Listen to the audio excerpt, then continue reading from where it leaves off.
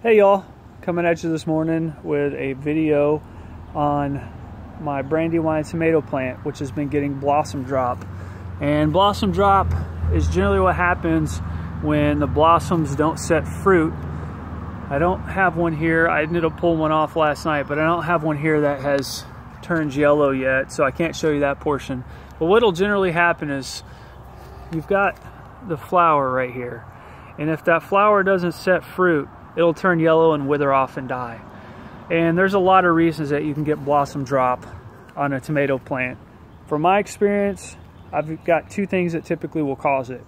It's either a lack of pollination on the flower or weather conditions that have caused the plant to not, set fruit. And it can either be too cold, too hot, too humid. Sometimes it can be too windy or not enough wind if you don't have bees to pollinate and shake the flowers around.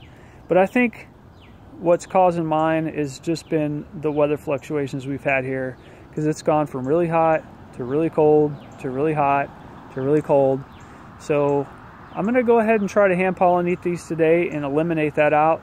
Sometimes that can happen as well. That happened whenever I was gardening out in Hawaii. I didn't have any bees around and they wouldn't pollinate my flowers for me, so they would do blossom drop even though I had perfect weather conditions. And then once I started pollinating them by hand, then they started to set fruit. I'm going to use a electric toothbrush today to shake the flowers, and literally all I'm going to do is I'm going to turn it on and I'm going to touch the back of the electric toothbrush to the flower for a few seconds, and then it should help set the fruit for the pollination. So I've got it turned on here. I'm just gonna take it and I'm gonna touch it to the back of the plant just like that. You don't have to don't go into the flower. You just literally touch it onto the flower like that. And what that does is that vibrates the flower around and it makes it drop the pollen onto the stamen. Because if you look inside of a flower down here, you've got the flower and the stamen down here, and then the pollen's up above it. So if you touch the toothbrush to it, it actually will vibrate it and it'll make it drop the pollen down, which should help it set fruit. So I'm going to do that on all my flowers here, and hopefully that'll help it set fruit. If it doesn't, then it's probably a weather issue.